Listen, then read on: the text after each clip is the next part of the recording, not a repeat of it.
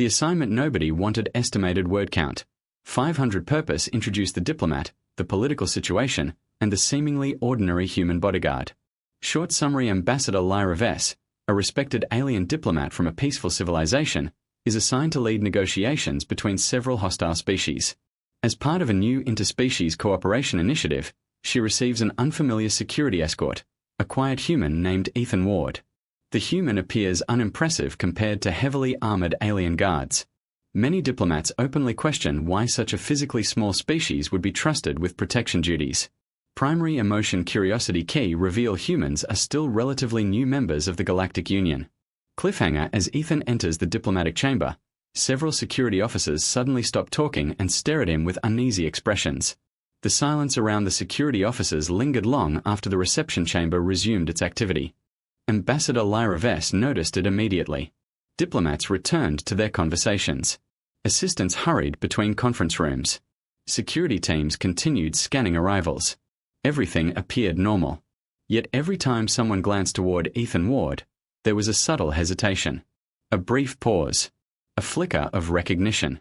Or concern. It was as though an invisible current moved through the station whenever his presence was acknowledged. Lyra found herself studying him throughout the remainder of the day. The human never seemed bothered. Never defensive. Never arrogant. He simply performed his duties. Watching. Listening. Observing. Always observing. That alone made him different from nearly every security officer she had ever employed. Most guards wanted to be noticed. Ethan seemed content being forgotten, which somehow made him impossible to ignore. The following morning, Lyra boarded a transport tram that carried diplomatic personnel between the station's outer ring and the summit complex. The tram glided silently through a transparent tunnel suspended above the station's central core. Stars stretched endlessly beyond the glass. The sight usually calmed her.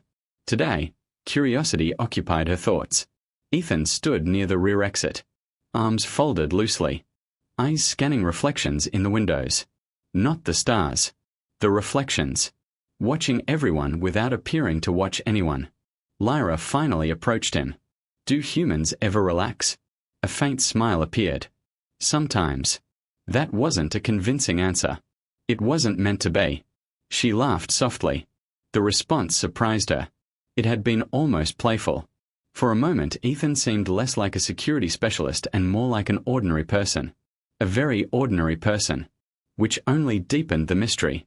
Can I ask you something? You can ask. Will you answer? His smile widened slightly. Depends on the question. Where did you grow up? Eastern Hemisphere. Of Earth. Last time I checked. Lyra narrowed her eyes. You realize that's not an answer. It is technically an answer. An irritating one.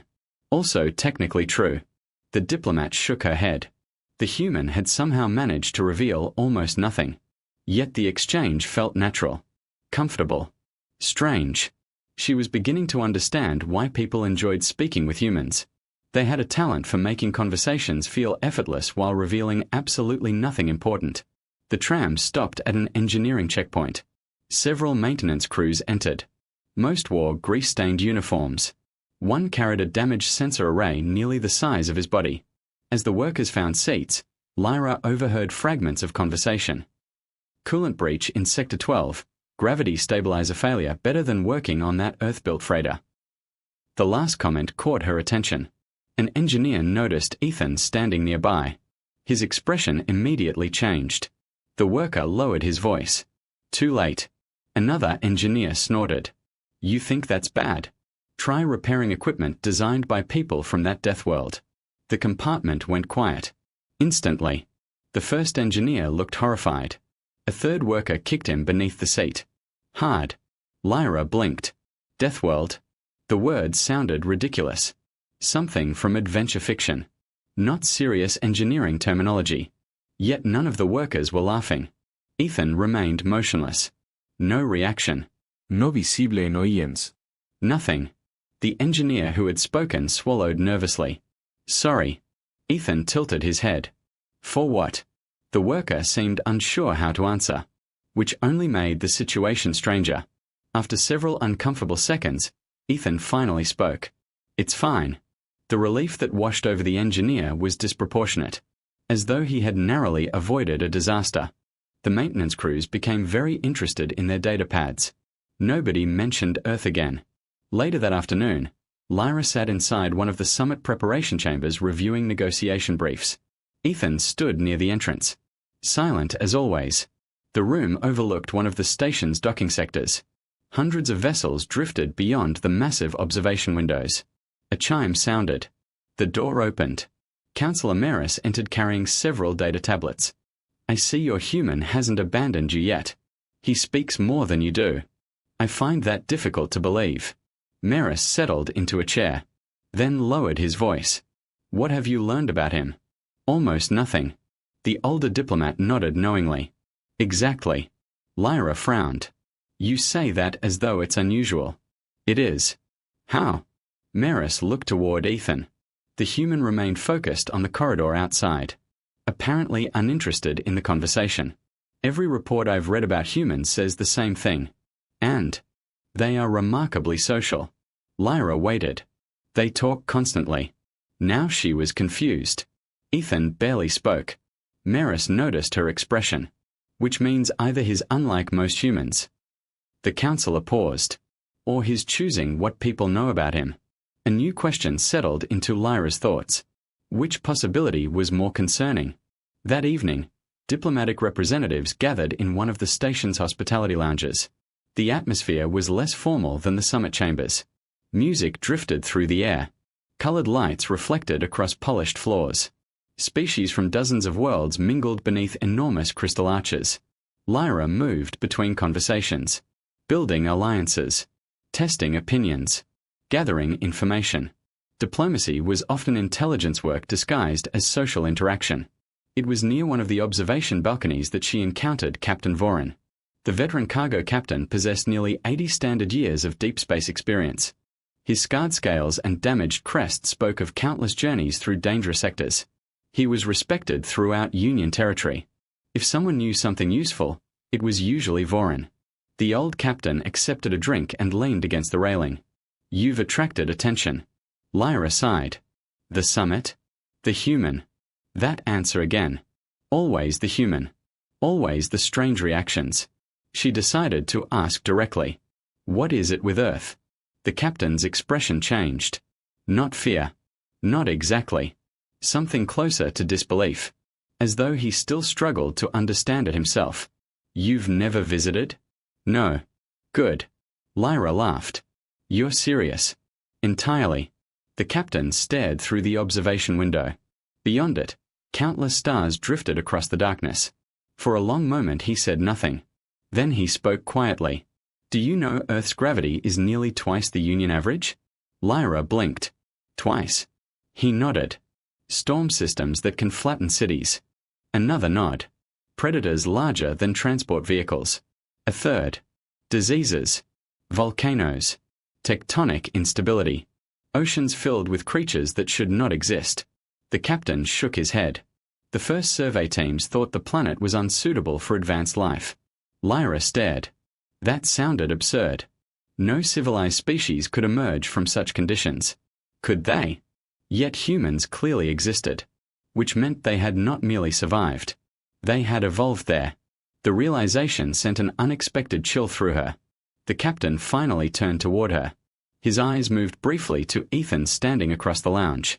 The human was speaking with a station attendant, smiling politely, looking completely harmless. The old captain's expression darkened. Then he leaned closer. His voice barely rose above a whisper. "If he's from Earth." Lyra listened carefully. The captain's gaze never left Ethan. "Pray you never need him to do his job." The days leading up to the summit passed in a blur of meetings, negotiations, and carefully managed tensions. Every corridor of Kilo's Prime seemed filled with diplomats trying not to start wars. Every conference room contained centuries of grudges wrapped inside polite smiles. And through all of it, Ethan Ward remained at Lyra's side. Not hovering. Not imposing. Simply present. At first, Lyra had viewed him as little more than another security assignment. A human bodyguard. An unusual choice. Perhaps even an unnecessary one. Now she found herself studying him whenever she thought he wasn't looking. The strange part was that she never managed to catch him unaware. Not once. 3 days before the opening negotiations, Lyra exited a strategy session feeling mentally exhausted. The conference chamber had contained representatives from 4 rival species. Nothing productive had been accomplished. Only arguments disguised as diplomacy. She walked through one of the station's botanical galleries. Artificial sunlight streamed through transparent ceiling panels. Alien trees stretched toward the light. Waterfalls flowed through carefully sculpted stone formations. The area had been designed to reduce stress. For once, it was working. Ethan followed several paces behind. As always, not close enough to crowd her. Not far enough to lose sight of her. The balance seemed instinctive. Do humans enjoy politics? Lyra asked. The question appeared to surprise him. No. She laughed. That's the fastest answer you've ever given me. Most humans would rather wrestle wild animals. She stopped walking. Wrestle what? Wild animals. She stared. His face remained completely serious. For several seconds she wasn't sure whether he was joking. The uncertainty bothered her. That was a joke. It was mostly a joke. Mostly. Ethan's expression became suspiciously neutral. Lyra groaned. I'm beginning to think humans enjoy confusing people. That's not entirely inaccurate. To her surprise, she found herself smiling. The conversation felt easy. Natural. For the first time since arriving on the station, she forgot about politics. Forgot about negotiations. Forgot about wars. For a few moments she was simply walking and talking. The realization caught her off guard. Somehow the quiet human had become comforting company. Later that afternoon, they entered one of the station's industrial sectors. A maintenance issue had disrupted communications in several diplomatic offices. Lyra needed access to updated reports before the next planning session. The shortest route took them through a maintenance corridor. The atmosphere changed immediately. Gone were the elegant halls and polished walls. Here the station felt alive. Massive conduits ran along ceilings. Heavy machinery vibrated beneath the floors. Engineers hurried between access panels carrying tools and diagnostic equipment. The scent of heated metal lingered in the air. As Lyra passed one junction, shouting erupted nearby. A crowd was gathering. Several workers stood around an open maintenance shaft. Panic flashed across multiple faces. One young technician appeared frozen. Terrified. Lyra exchanged a glance with Ethan. Both moved toward the disturbance. An older engineer noticed them. Stay back. What happened? Lyra asked. The stabilizer relay failed. The engineer pointed into the shaft. A deep vertical tunnel disappeared into darkness. The emergency lock engaged.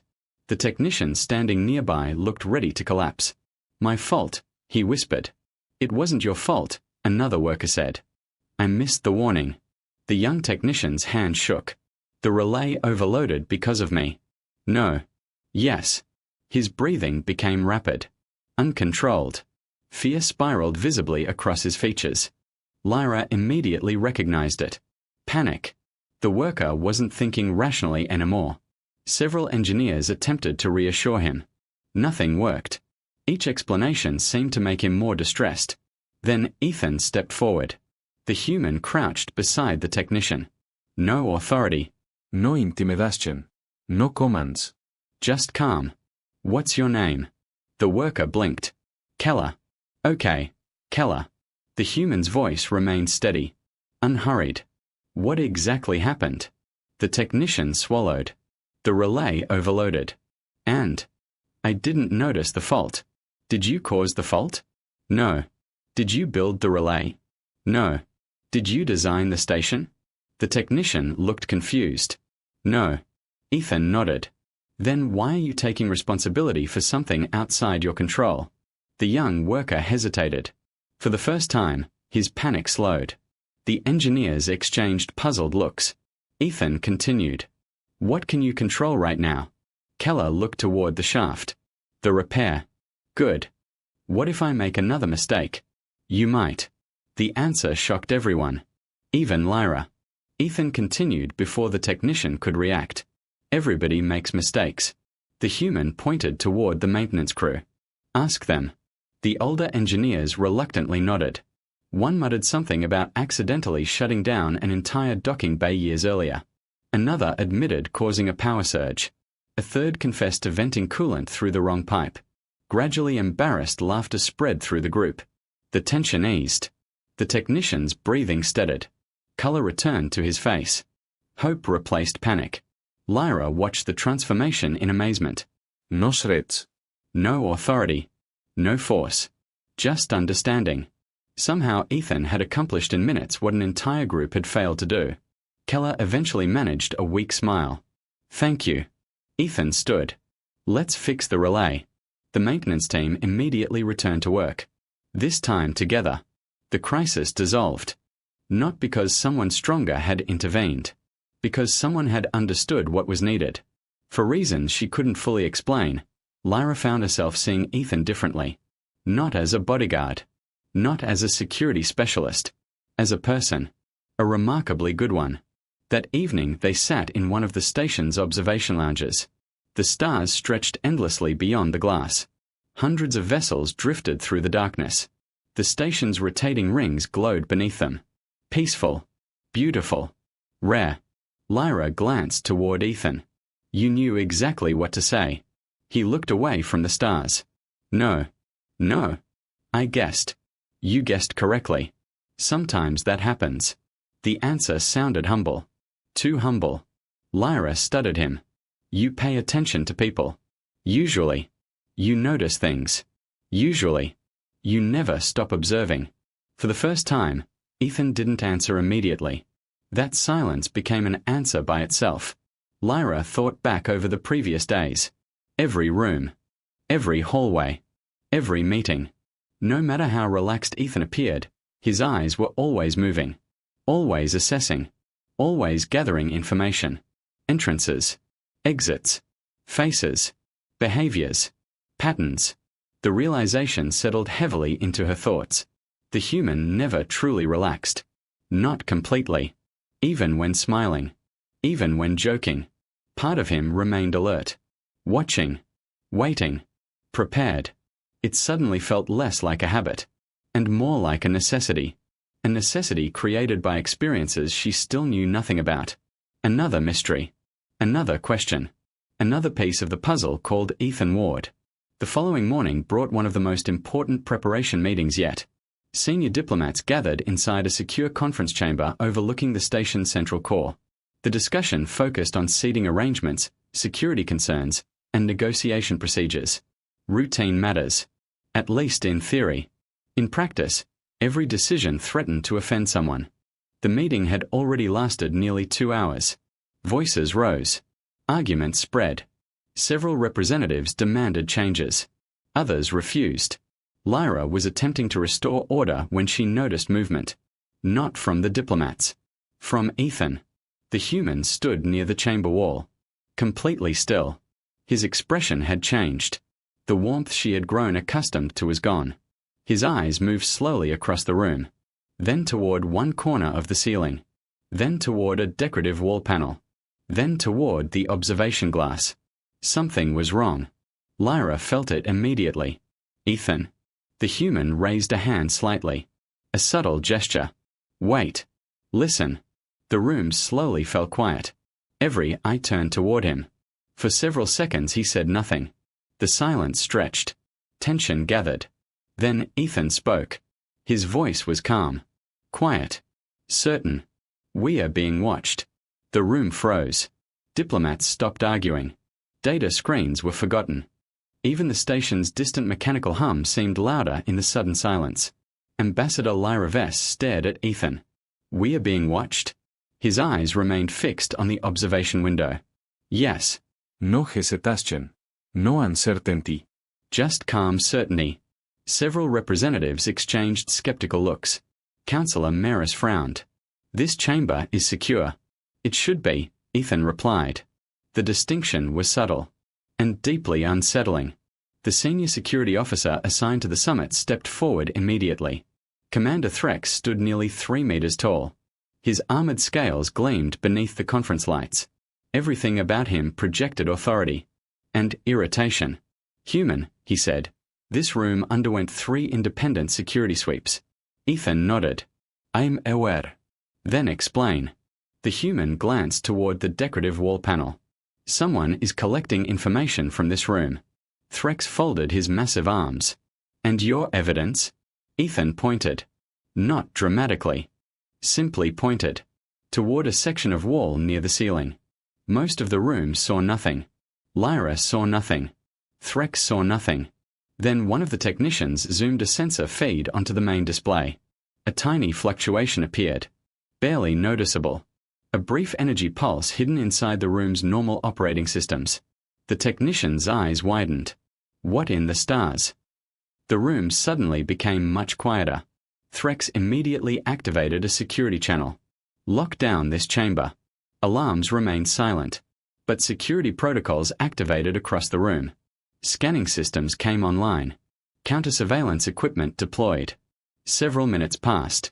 Then 10. Then 15. Team searched every centimeter of the conference chamber. Nothing. No device. No transmitter. No infiltrator. No explanation. The more they searched, the more frustrated Commander Threx became. Eventually he rounded on Ethan. You identified a signal anomaly. Yes. That does not prove surveillance. Ethan remained calm. It proves someone wanted information. Or it proves faulty equipment. The human looked toward the display. Then why did the anomaly stop the moment we noticed it? Nobody answered. Because everyone understood the implication. Faulty equipment didn't become nervous. People did. The investigation expanded beyond the conference chamber. Entire sections of the diplomatic district were reviewed. Security footage was analyzed. Personnel records were examined. Access logs were searched. Hours passed. Nothing. The intruder had vanished. If there had ever been one. Late that evening, Lyra found herself inside the station's security operations center. The facility occupied an entire floor beneath the summit complex. Hundreds of displays covered the walls. Thousands of camera feeds flowed continuously across holographic screens. Security officers monitored every corridor, docking bay, and transit hub on the station. It looked impressive. Ethan appeared unimpressed. Commander Threx clearly noticed. You have something to say. The human studied one of the displays. Maybe. Then say it. Ethan stepped closer to the central projection table. The display shifted. A three-dimensional model of the diplomatic district appeared. Dozens of highlighted routes illuminated. Recorded movements. Access patterns. Personnel traffic. The commander crossed his arms. What are you looking for? People. Obviously. Ethan shook his head. No. That immediately drew attention. Several analysts looked up. The human pointed toward the projection. I'm looking for behavior. The room grew quiet. Ethan enlarged a section of corridor. Thousands of movement records appeared. Most followed predictable paths. Employees traveling between workstations. Engineers heading toward maintenance sectors. Diplomats moving between meetings. Routine. Normal. Expected. Then Ethan isolated a single route. A thin blue line. The path wound through multiple sections of the station. Maintenance corridors. Service tunnels. Observation decks. Transit junctions. Commander Threx frowned. What am I seeing? A pattern. I see a route. Exactly. The human highlighted dozens of additional paths. Every one intersected the same locations. Not at the same time. Not on the same days. But repeatedly. The analysts leaned forward. Confusion became curiosity. Ethan pointed again. These locations have one thing in common. Nobody answered. He zoomed out. The realization spread slowly through the room. Like dawn breaking across a dark horizon. Every location provided line-of-sight access to diplomatic sectors. Every location overlooked summit facilities. Every location offered surveillance opportunities. The silence became absolute. Lyra stared at the display. Her pulse quickened. This wasn't random. It couldn't be. The route looked deliberate. Planned. Calculated. Commander Threx slowly lowered his arms. How long did it take you to find this? Ethan checked the display. About 6 minutes. Several analysts visibly stopped breathing. One finally spoke. 6 minutes? We've been searching for 12 hours. The human shrugged. Different approach. The analyst looked horrified. Not insulted. Horrified. As though he had just witnessed something impossible. The next several hours transformed the investigation. Following Ethan's observations, security teams began searching locations that had previously been ignored. Immediately they started finding anomalies. Unauthorized maintenance access. Tampered sensor nodes. Disabled monitoring systems. Hidden relay devices. One discovery led to another. Then another. Then another. Every answer revealed more questions. Lyra followed the process from station control.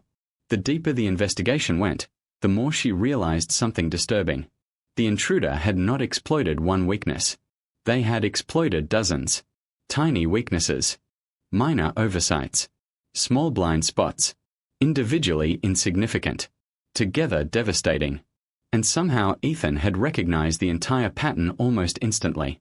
She found him reviewing reports near one of the operations terminals. How? The question escaped before she realized she had spoken. Ethan looked up. How what? How did you see it? He glanced toward the data streams. People leave patterns. Not like that.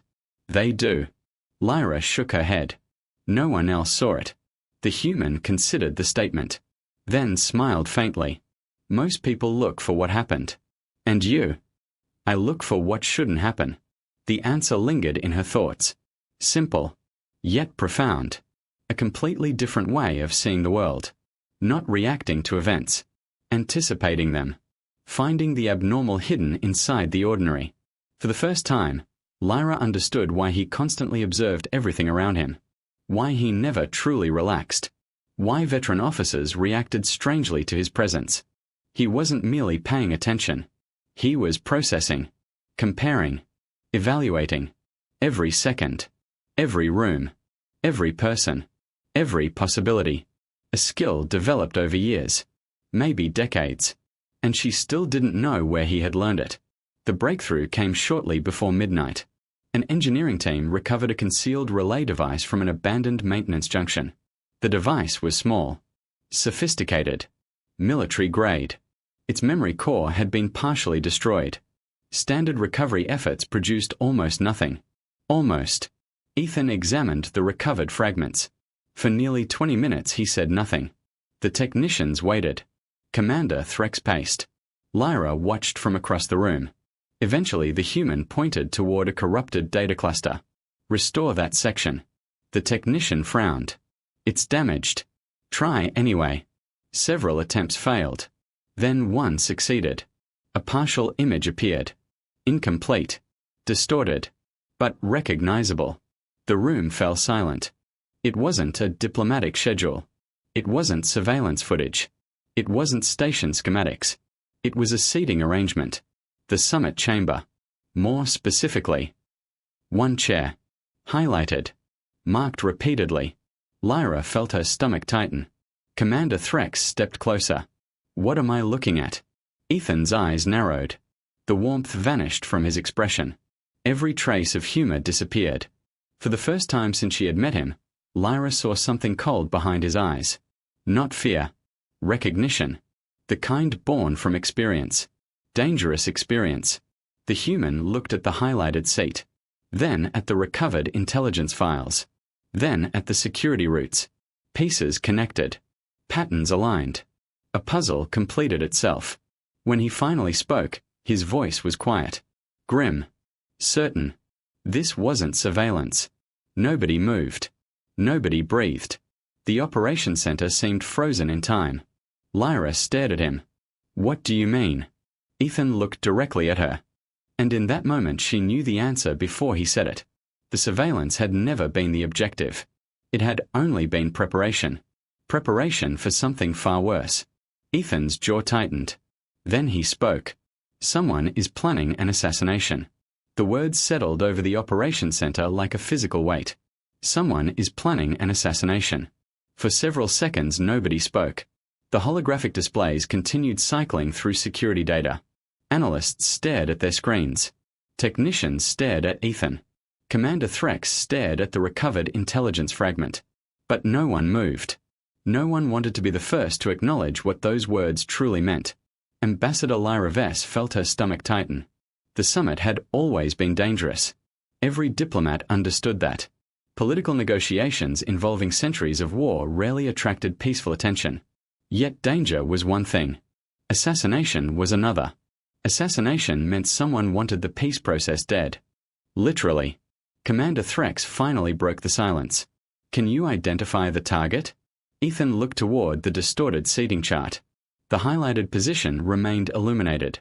A single chair. A single location. The human's eyes narrowed.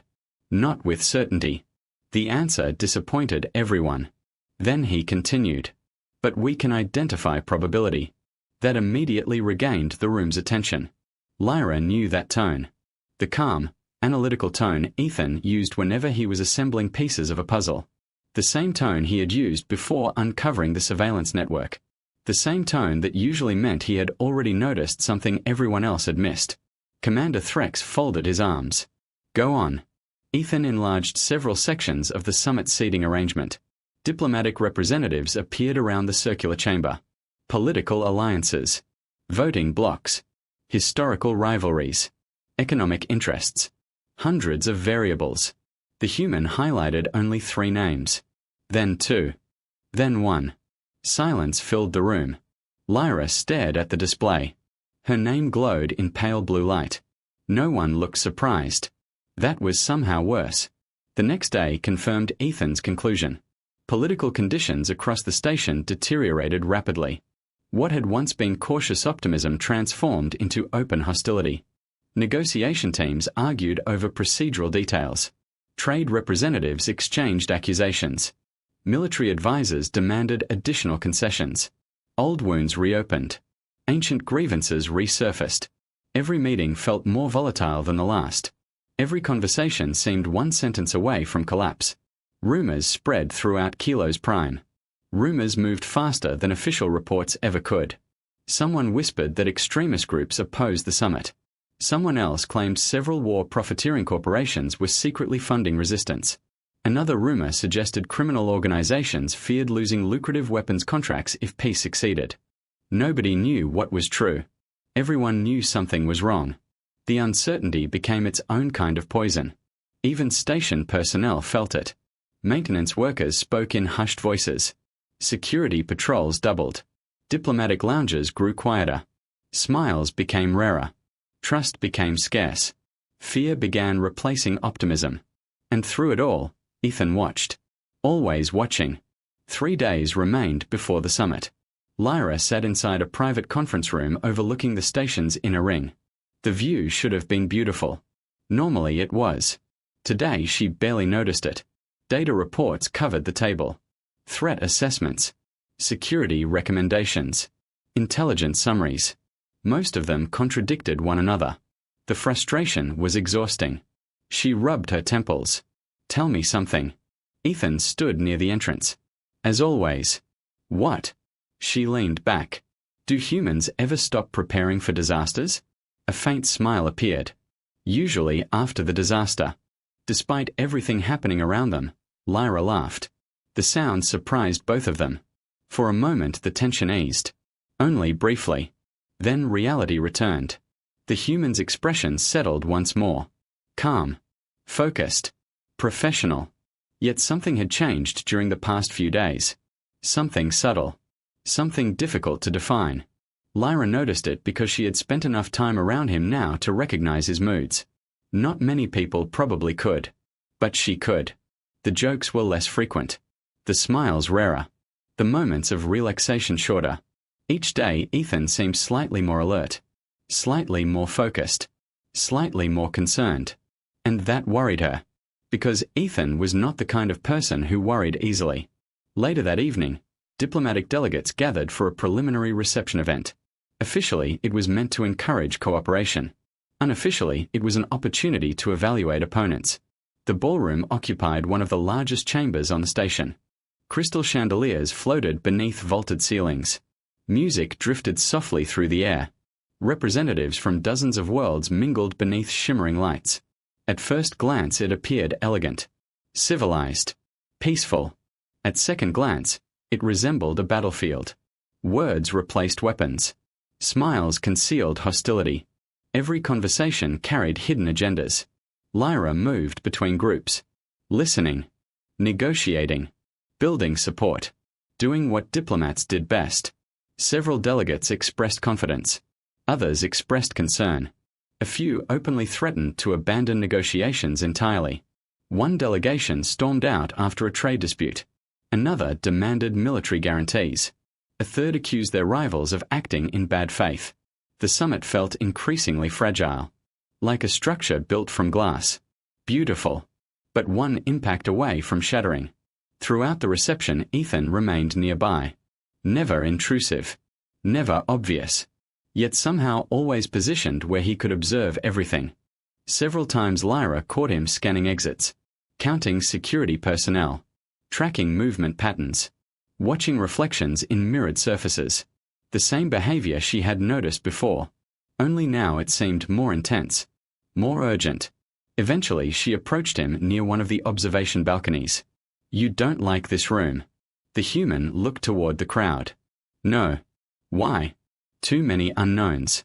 Lyra followed his gaze. Hundreds of guests, dozens of species, countless conversations. Nothing appeared unusual. "What do you see?" Ethan remained silent for several moments. Then he answered, "Too many places to hide." The simplicity of the statement unsettled her, because once he said it, she couldn't stop seeing it. Service entrances, decorative structures, observation platforms, maintenance access points, blind corners. Potential threats seemed to appear everywhere. A diplomat's perspective and a protector's perspective were very different things. For the first time, she wondered what the galaxy looked like through Ethan's eyes, and whether she truly wanted to know. The following morning brought another troubling development. A transport carrying one of the major delegations arrived under armed escort. Not unusual. The delegation leader immediately demanded additional security guarantees. More unusual. Then 2 other delegations made similar requests. Then 4. Then 6. Fear was spreading. Not through evidence. Through instinct. People sensed danger, even if they couldn't identify it. Commander Threx increased station security once again. Additional checkpoints appeared. Weapons screenings expanded. Access restrictions tightened. Yet Ethan seemed no more reassured than before. If anything, the measures appeared to concern him further. Lyra finally confronted him. "You think they're looking in the wrong place." It wasn't a question. The human paused, then nodded. "Yes." "Why?"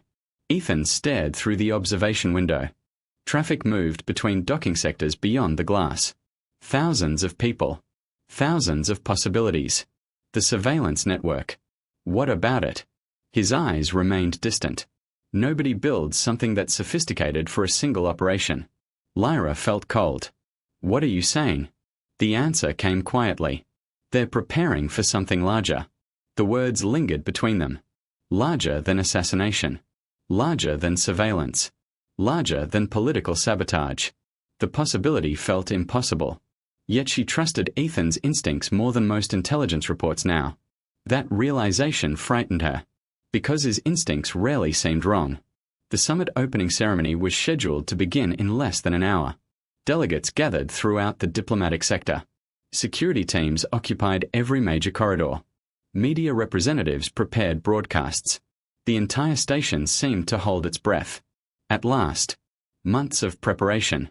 Years of negotiation. Decades of conflict. Everything had led to this moment.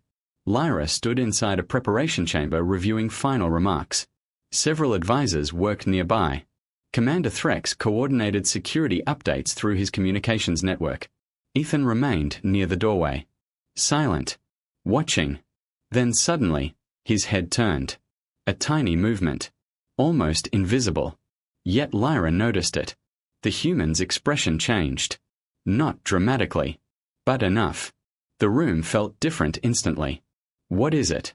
she asked. Ethan didn't answer immediately. His eyes focused on a maintenance access panel across the corridor. Several security officers followed his gaze. Nothing appeared unusual. Then Ethan moved. Fast. Much faster than Lyra had ever seen. He crossed the room before anyone understood why. Commander Threx reacted instantly. What did you find? The human dropped to one knee beside the panel. His hand brushed along its surface, then stopped.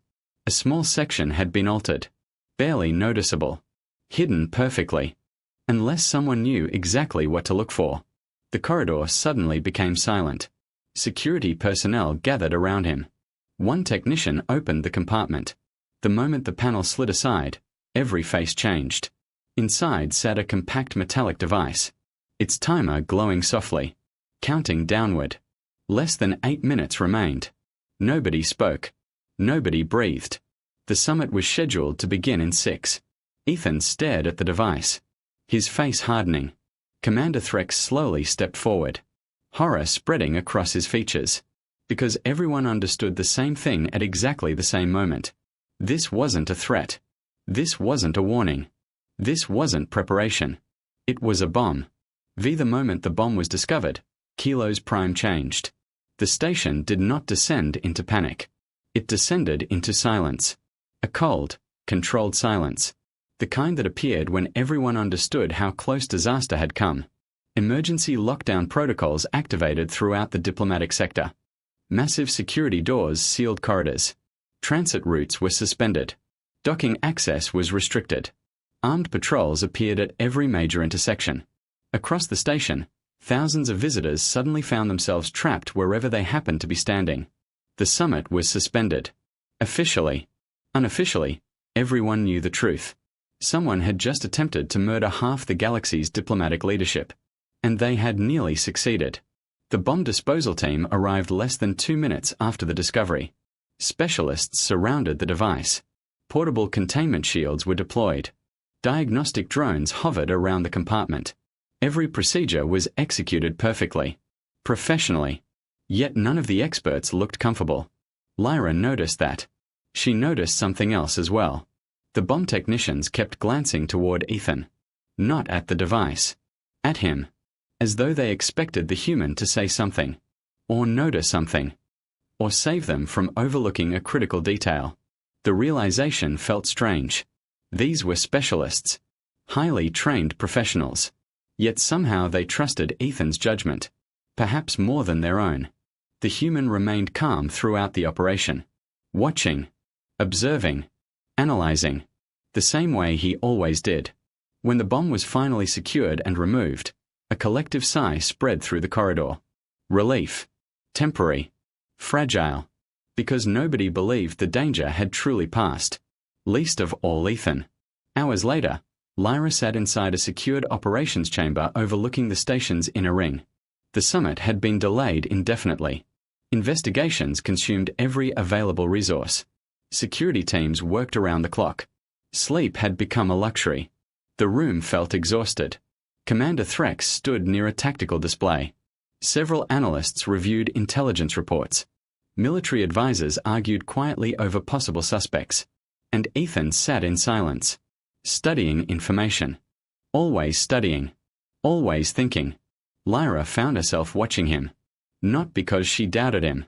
Because she was beginning to realize how little she understood him. Or humanity. The bomb should have terrified him. Instead it seemed to have focused him. Sharpened him. As though danger was an environment he understood instinctively. The thought reminded her of Captain Voran's warning. Pray you never need him to do his job. A chill ran through her. Maybe she was finally beginning to understand what the captain had meant. The conversation began unexpectedly. One of the intelligence analysts glanced toward Ethan and sighed. Humans. Several heads turned. The analyst shook his head. I still don't understand how your species exists. A few nervous laughs followed. The tension eased slightly. Commander Threx folded his arms. Neither do I. Ethan looked up. That's encouraging. The room chuckled. Even Lyra smiled. For a moment the atmosphere felt lighter. Then the analyst continued. I'm serious. He activated a planetary file. A hologram appeared above the table. Blue oceans. Green continents. White cloud formations. Earth. Lyra had never actually seen it before. The world looked beautiful. Peaceful. Normal. The analyst pointed at the rotating image. This is considered habitable? Ethan nodded. Generally. The analyst stared. Generally? Several security officers laughed. Apparently they knew where the discussion was heading. Lyra leaned forward. Interested. Very interested. The analyst enlarged several environmental statistics. The room immediately became quieter. Gravity levels appeared first. Lyra frowned. Then frowned harder. Then checked the numbers again. Surely they were wrong. Commander Threx looked equally confused. That's your natural gravity? Yes. The commander blinked. A rare occurrence. Most species in the Galactic Union evolved on worlds with significantly lower gravitational pull. Earth's numbers were absurd. Simply standing on the planet would exhaust many species. Running would be impossible. Fighting would be unimaginable. Yet humans had evolved there. Not visited. Not colonized. Evolved. The implications were difficult to comprehend. Then came atmospheric data. Weather systems. Temperature ranges. Natural disasters. The room grew steadily quieter. Volcanic activity. Earthquakes. Floods. Cyclones. Lightning storms. Wildfires. Environmental hazards appeared almost everywhere. One security officer finally interrupted. Your planet is trying to kill you. Ethan considered this. Occasionally. The officer stared. Occasionally. Sometimes twice before breakfast. The room erupted with laughter. Yet beneath the humor was genuine disbelief. Because nobody thought he was entirely joking. The discussion continued. Each revelation somehow became worse. Or more impressive. Depending on perspective. Predatory species. Dangerous oceans. Venomous creatures. Aggressive ecosystems. Deadly microorganisms. Lyra listened in growing fascination. Every new fact felt impossible. Every explanation raised new questions. Eventually Commander Threx activated a wildlife database. The hologram displayed an enormous terrestrial predator. Massive jaws. Muscular frame. Rows of sharp teeth. Several officers visibly recoiled. What is that? A bear. The commander stared. A military vehicle? A bear. The room became silent. The predator looked capable of dismantling armored personnel carriers. Threx slowly pointed. That lives on your planet? Yes. Why? Ethan blinked. What do you mean why? The commander looked genuinely frustrated. Why would you allow that? The human laughed. Actually laughed. Several analysts joined him. Even Lyra couldn't stop smiling. The question sounded ridiculous. Yet she understood why it had been asked. The galaxy generally removed threats from civilized environments. Humans apparently evolved alongside them. The distinction was enormous. And increasingly revealing. Hours passed. Reports continued arriving. Investigations expanded. Yet the conversation about Earth lingered in Lyra's mind. Eventually she found herself alone with Commander Threx near one of the observation windows. The station's artificial lights reflected across the glass. Beyond it stretched endless stars. The commander folded his arms. I used to think Ward was exceptional. Lyra glanced toward Ethan across the room. The human remained focused on intelligence reports. Still working. Still searching. Still refusing to rest. What changed? Threx exhaled slowly. Nothing. The answer surprised her. The commander continued. I still think he's exceptional. His gaze remained fixed on Ethan. But not because he's human. Lyra listened carefully. Then why? The veteran security officer remained silent for a moment, choosing his words. Finally he answered. Because here's what happens when a species survives a world like that and still chooses to protect people. The statement struck her harder than expected. Because it contained something she had overlooked. Humanity wasn't merely dangerous. Humanity wasn't merely resilient. Humanity had every reason to become ruthless. And yet Ethan wasn't. He was compassionate, patient, kind. The same man who calmed frightened engineers. The same man who treated strangers with respect. The same man risking himself to protect diplomats who barely understood him. For the first time, Lyra wondered whether humanity's greatest achievement wasn't surviving Earth. Perhaps it was remaining humane afterward. Several hours later, a breakthrough finally arrived. An intelligence officer rushed into the operations chamber. His breathing was uneven. His expression alarmed. Immediately every conversation stopped. Commander Threx turned. What happened? The officer activated a recovered data package. New information appeared above the tactical table. Surveillance route. Communication records. Encrypted transfers. Financial transactions. Dozens of connections. Then hundreds. The room became silent. The network was far larger than anyone had imagined. Not one infiltrator. Not one operation. Not one assassination team. An entire infrastructure. Months of preparation. Possibly years. Lyra felt her stomach tighten. Commander Threx stared at the display. Disbelief spread across his features. No. The intelligence officer nodded grimly. We confirmed it. Ethan stepped closer. His expression hardened. The room waited.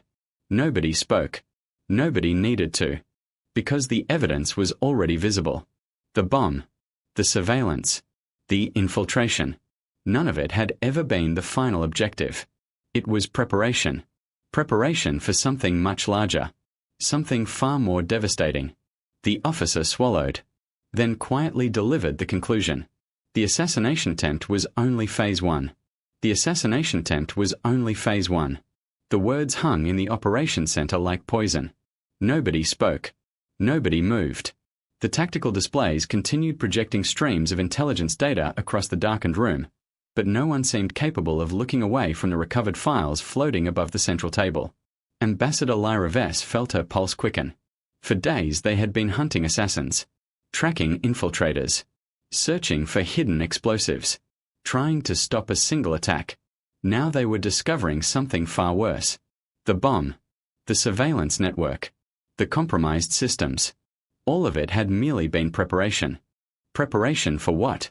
The questions settled over the room, and nobody liked the possible answers. Commander Threx recovered first. His massive claws slammed against the tactical table. Find out what Phase 2 is. The order exploded across the room. Analysts rushed back to work. Security officers opened emergency channels. Data specialists began tearing through every recovered communication log. The operations center transformed from shock into frantic activity. Yet Ethan remained motionless. Watching. Thinking. The human's eyes moved across the information streams. Searching. Connecting pieces. Lyra had learned to recognize that expression. Whenever Ethan became that quiet, it usually meant he had noticed something dangerous. Something everyone else had missed. She moved beside him. What are you seeing? The human didn't answer immediately. His gaze remained fixed on several communication routes highlighted on the tactical display. Finally he spoke. Timing. Lyra frowned. Timing? Ethan pointed. The communication bursts had occurred over several months. Individually they appeared harmless. Collectively they formed a pattern. A schedule. A countdown. A preparation cycle. The realization made Lyra uncomfortable. The network wasn't improvising. This had been planned. Carefully. Patiently. Professionally. Whoever was behind the operation had been preparing for a very long time. 3 hours later, the first systems failed. At first nobody noticed. A minor communications disruption appeared in one of the outer cargo sectors. Routine. Unremarkable. Then another.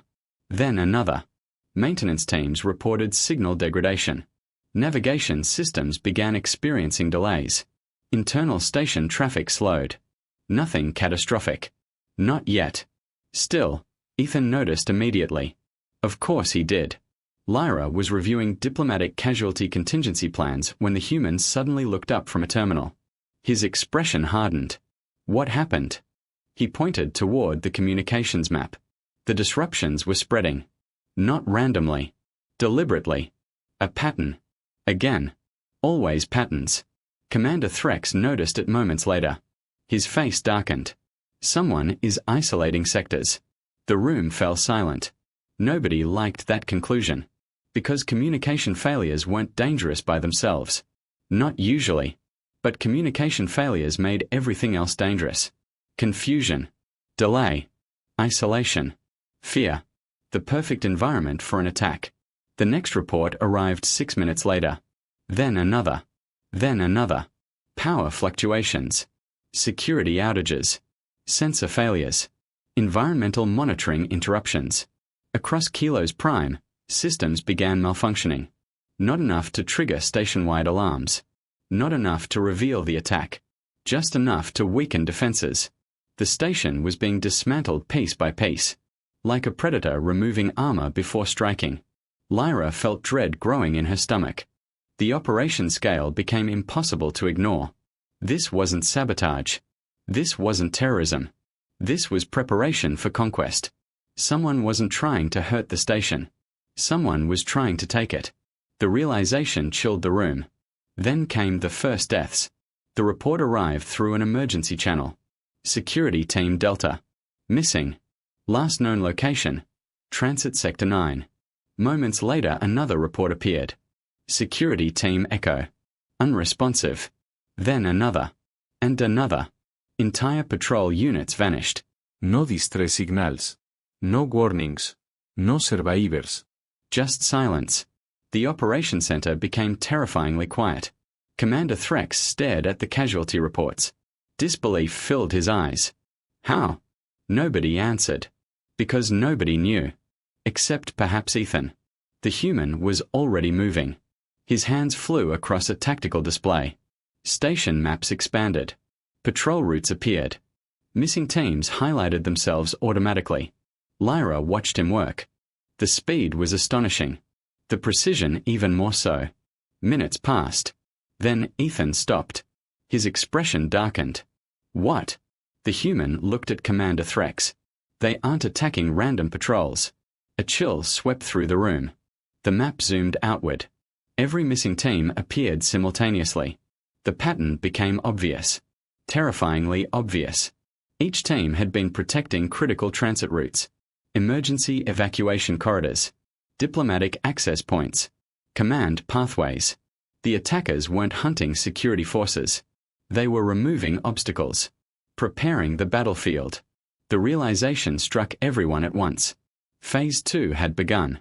The station changed rapidly after that. Fear spread. Rumors multiplied. Crowds gathered near secured sectors.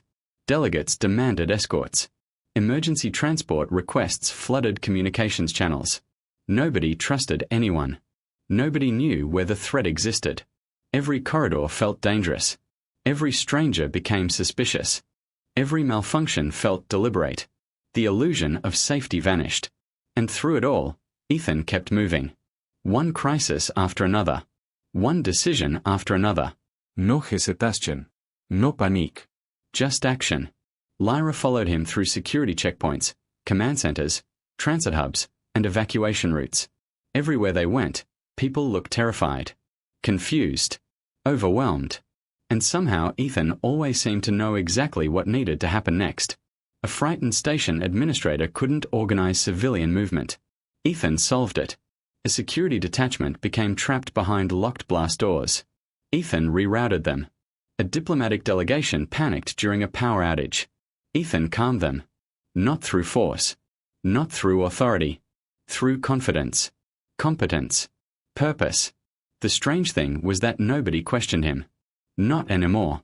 Species that normally distrusted one another started following his instructions instinctively. Engineers listened. Security officers listened. Administrators listened. Even military personnel listened. Not because Ethan outranked them. Because he appeared to understand the situation better than anyone else. And people naturally follow competence when fear takes hold. Hours passed. The station continued unraveling. Communications became increasingly fragmented. Entire sectors disappeared from central monitoring. Power grids fluctuated unpredictably. Emergency response teams struggled to maintain control. Then came the breakthrough. Or perhaps the nightmare. Recovered surveillance data finally revealed the attacker's objective. The operations center assembled immediately. Commander Threx.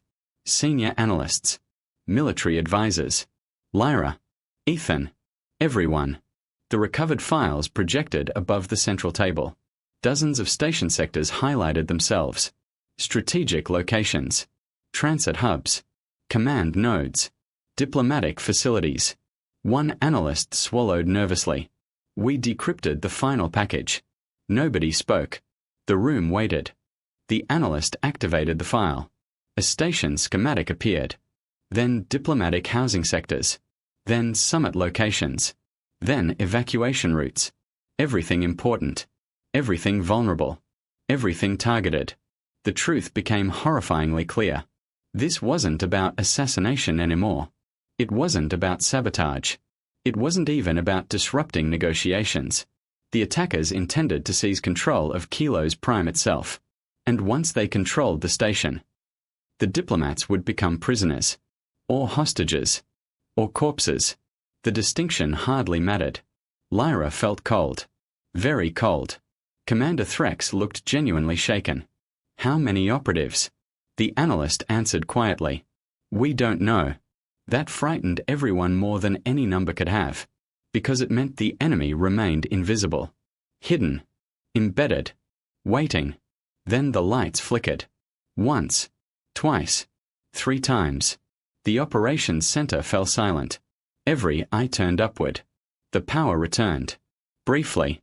Then disappeared again. This time longer. Several displays shut down completely. Communications officers began shouting. New alarms appeared. Emergency systems activated. Across the tactical map, entire station sectors vanished from monitoring. One after another. Like stars going dark. The room erupted into activity. People shouted reports. Security channels overloaded. Data streams collapsed. The attack was accelerating. Ethan stepped toward the central display. His expression had become utterly focused. The look of a man standing at the edge of a battlefield. Then suddenly, everything died. The displays vanished. The holograms disappeared. The lighting failed. The command center plunged into darkness. For one heartbeat, nobody moved. Nobody breathed. Then, throughout the entire station, emergency alarms activated. Their piercing howl echoed through every corridor, every transit hub, every diplomatic sector, every deck, every room. The silent invasion was over. The war had begun. The emergency alarm screamed through Kilos Prime. Their harsh mechanical wail echoed through every corridor, every transit hub, every diplomatic chamber. The sound seemed endless, relentless. A warning, a funeral bell, a declaration of war. Emergency lighting flooded the station in pulsing crimson. Shadows stretched across walls. Security doors slammed shut throughout multiple sectors. Communications remained fragmented. Power grids struggled to stabilize. And somewhere beyond the sealed corridors, hostile forces were moving. No one knew how many. No one knew where. Only that they were already inside. Ambassador Lyra Vess ran. For the first time in her diplomatic career, she wasn't running toward negotiations. She was running for survival. Ethan remained beside her. Always beside her. Commander Threx led a heavily armed security detachment through the emergency corridors. Behind them came diplomats, assistants, station officials, military advisors, anyone important enough to become a target, or valuable enough to become a hostage. The evacuation route twisted through secure sectors deep within the station. Emergency bulkheads sealed behind them one by one. Each closing door sounded final. Permanent. As though the station itself was slowly breaking apart. The atmosphere felt surreal. Only days earlier these corridors had hosted ambassadors discussing peace. Now they looked like war zones waiting for soldiers. The emergency council chamber occupied one of the most fortified sections of Kilos Prime. Built during an earlier era of interstellar conflict, the chamber had originally been designed as a wartime command bunker. Massive reinforced walls surrounded the structure. Independent power systems protected it from station-wide failures. Military-grade shielding covered every entrance. It was one of the safest places aboard the station. Or at least it had been. Now nothing felt safe. The room filled quickly. Representatives from dozens of worlds crowded around the circular chamber. Fear spread visibly through the gathering. Some argued. Others demanded answers. Several openly panicked. One delegate accused station security of incompetence. Another blamed rival governments. A third insisted the entire summit had been a trap from the beginning. The shouting became unbearable. Nobody trusted anyone. Nobody understood what was happening. And every minute brought fresh reports of missing sectors. Commander Threx finally restored order. Barely. The giant security commander activated the chamber's central display. A tactical map of Kilo's Prime appeared. Several portions of the station glowed red. Others flashed warning indicators. Many had disappeared entirely. The sight immediately silenced several delegates, because for the first time they could see the scale of the disaster. Entire sections of the station were compromised. Security teams were isolated. Communication routes were failing. Defensive positions were collapsing. This wasn't sabotage. This wasn't terrorism. This was an invasion. One military advisor spoke first. How many attackers? The question hung in the air. Nobody wanted the answer. Unfortunately, the answer was worse. Commander Threx looked exhausted. We don't know. The room erupted again. Several delegates stood. Others shouted. One representative demanded immediate evacuation. Another demanded military intervention. The panic grew. And with every passing moment, Lyra felt the situation slipping further from control. Then a new report arrived. The chamber doors opened. A wounded security officer stumbled inside. Blood stained his armor. One arm hung uselessly at his side. The room immediately fell silent. The officer reached the tactical table, breathing hard, struggling to remain upright. Commander Threx caught him before he collapsed. What happened? The officer swallowed. His voice trembled. They knew our routes. A chill swept through the chamber. Commander Threx froze. What? The officer looked around the room. Fear filled his eyes. They knew every defensive position. Nobody moved. Nobody spoke. The implication was horrifying. The attackers weren't merely infiltrators. They possessed intelligence. Detailed intelligence. Maybe even internal access. Perhaps the surveillance network had gathered more information than anyone realized. Perhaps the attackers had prepared for every possible response.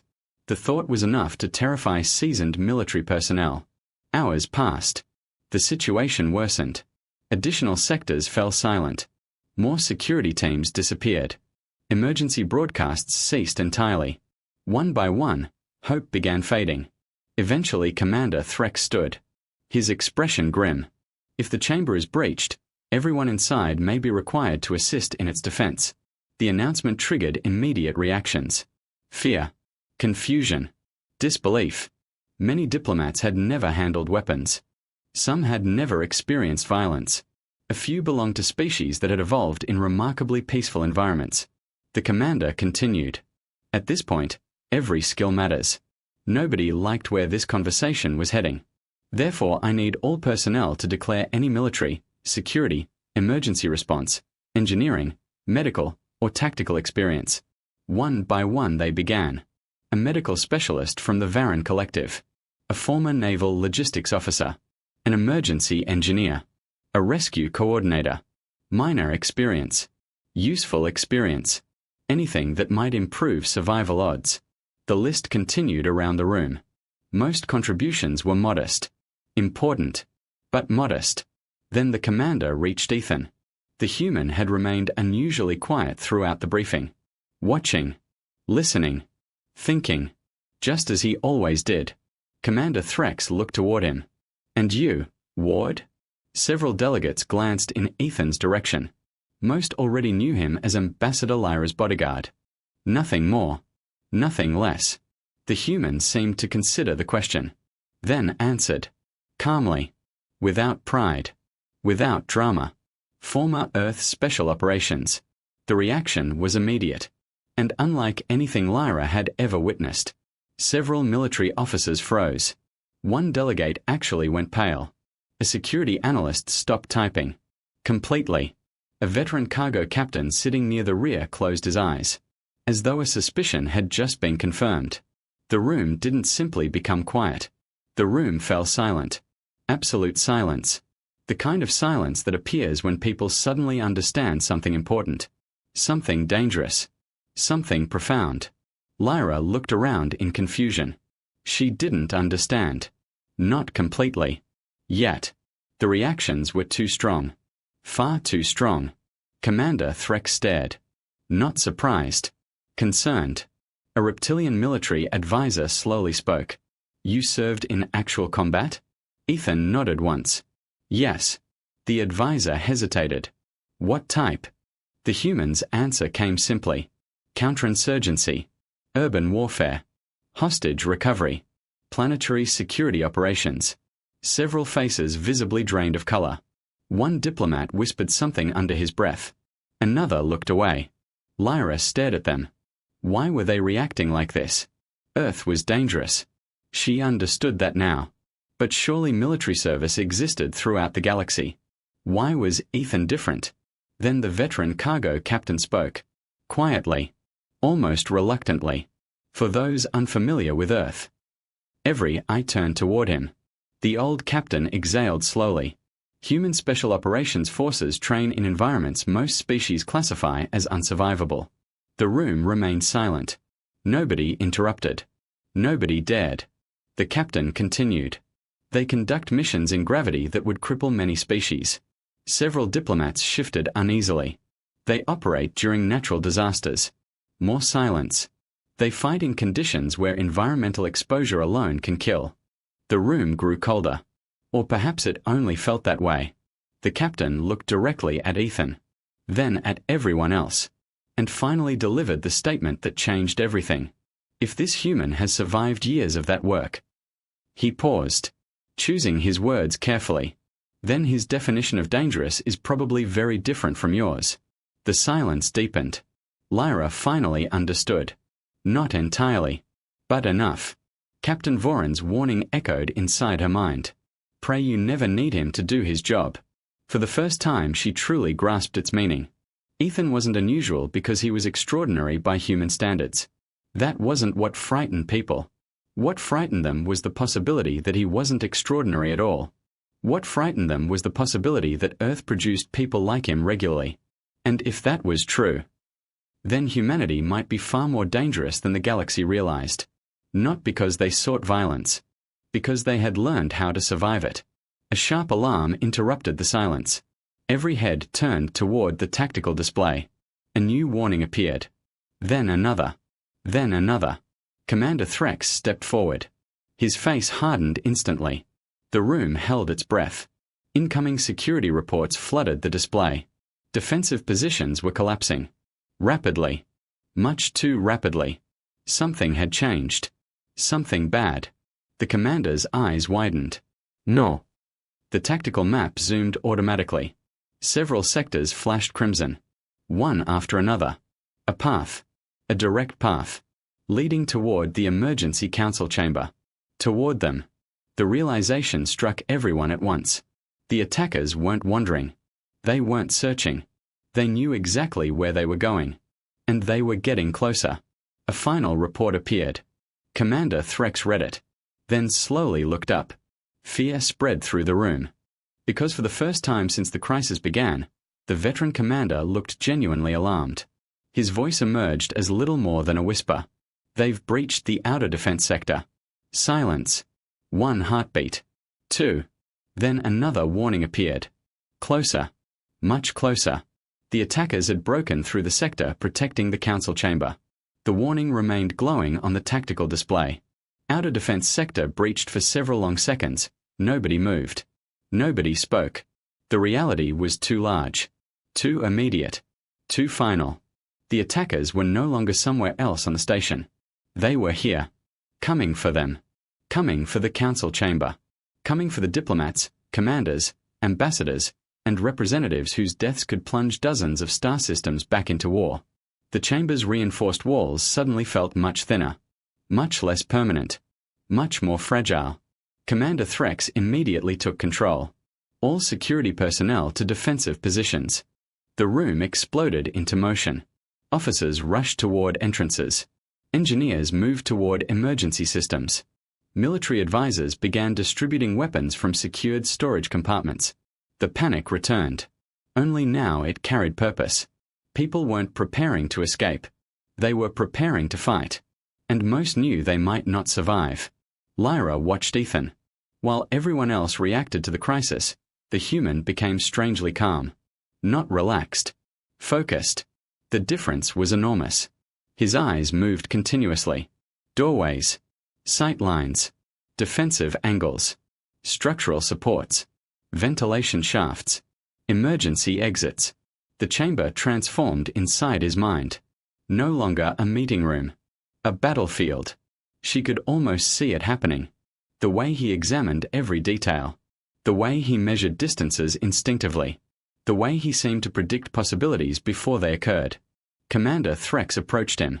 For the first time since they had met, the veteran security commander sounded uncertain. What would you do? The question stunned Lyra. Hours earlier, Threx had commanded thousands. Now he was asking Ethan. Not as a subordinate. As an equal. Maybe more than an equal. The human looked toward the tactical display.